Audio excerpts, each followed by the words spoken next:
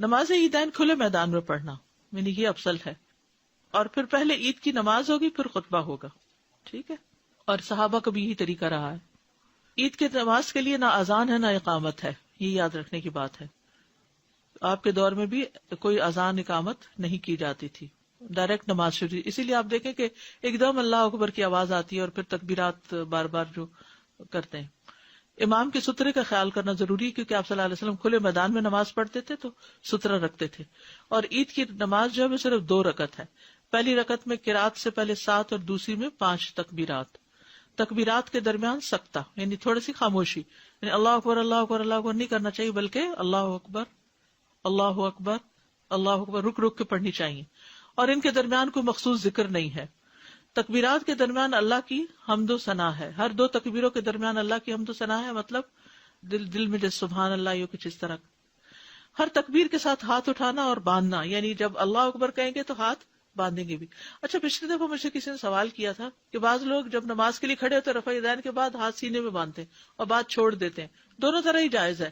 جو سینے میں باندھتے ہیں اس میں تحقیق کی ہے میں نے، تو وہ سینے پہ جو باندھتے ہیں اس میں یہ ہے کہ وہ اس بات کو دلیل کے طور پہ لیتے ہیں کہ حتیٰ یعنی ہر عضو اپنی اصل جگہ پر آ جائے، تو نیچے جانے سے پہلے ہاتھ سینے پر تھے تو اٹھ کر بھی اپنی جگہ آ جائے سے مراد وہ کیا لیتے ہیں کہ پھر سینے پر ہی آ جائے، اور بعض اس کو سیدھا ہی چھوڑ دیتے ہیں اور وہ سیدھا رکھ کر اپنی جگہ پر سمجھتے کہ آ گئی۔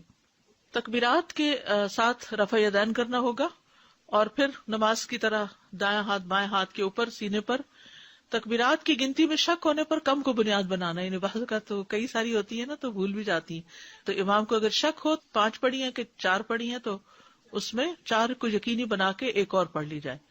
عید کی نماز میں قرات، نبی صلی اللہ علیہ وسلم سبح اسم ربک الاعلی اور حل اتاک حدیث الغاشیہ پڑھتے، بعض اوقات عید اور جمعہ اکٹھا ہو جاتا تو بھی اس میں آپ یہی صورتیں پڑھا کرتے تھے۔ اسی طرح 2 اور صورتیں اقتربت الساعہ اور قاف والقرآن المجید بھی ملتی ہے کہ آپ پڑھا کرتے تھے۔ عید سے پہلے اور بعد میں کوئی نماز نہیں، اس دن آپ اشراق اور چاشت وغیرہ نہیں پڑھیں گے، صرف عید کی نماز ہی کافی ہے، عید منائیں۔ نماز کے بعد خطبہ ہوگا، خطبہ نہ سننے کی رخصت ہے۔ یہ بات یہاں بتانی اس لیے ضروری ہے کہ بعض لوگ جب اٹھ جاتے ہیں نا تو جو بیٹھے ہوتے سنتے وہ کہتے ہیں کتنے خراب لوگ ہیں، یہ خطبہ بھی نہیں سنا اور نکل گئے ہیں۔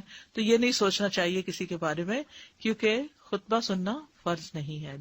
عبداللہ بن صاحب رضی اللہ عنہ سے روایت، انہوں نے فرمایا میں رسول اللہ صلی اللہ علیہ وسلم کے ہمراہ نماز عید میں شریک ہوا، آپ نے ہمیں عید کی نماز پڑھائی، پھر فرمایا ہم نے نماز پڑھ لی ہے، اب جو شخص خطبہ سننے کے لیے بیٹھنا چاہے بیٹھ جائے اور جو جانا چاہے وہ چلا جائے، رخصت ہے، سہولت ہے۔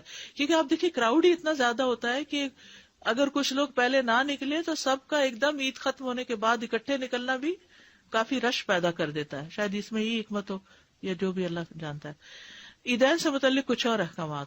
عید کی نماز کا وقت سورج طلوع ہونے کے بعد سے لے کر زوال کے وقت تک ہے، جلدی بھی پڑھی جا سکتی ہے، ٹھہر کے، جو اشراق چاشت وغیرہ کا ٹائم ہے وہی ٹائم ہے اس کا، کیونکہ دن کی نماز ہے، جب سورج ایک نیزے کے برابر بلند ہو جائے۔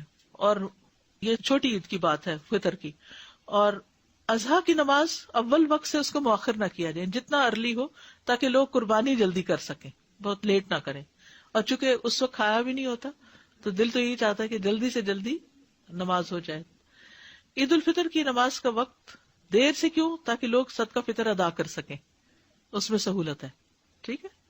عیدگاہ میں صدقہ کرنا، نبی صلی اللہ علیہ وسلم اس کی ترغیب دیتے تو خواتین اپنے زیورات وغیرہ صدقہ کرتی تھی، اور پھر عید کی مبارک دینا، اور صحابہ جب ایک دوسرے کو ملتے تو کہتے تھے تقبل اللہ منا ومنکا یا منکم، دونوں طرح سے ٹھیک ہے۔ واپسی پر کسی اور راستے سے آنا، یعنی جانا ایک راستے سے، واپس دوسرے راستے پہ آنا۔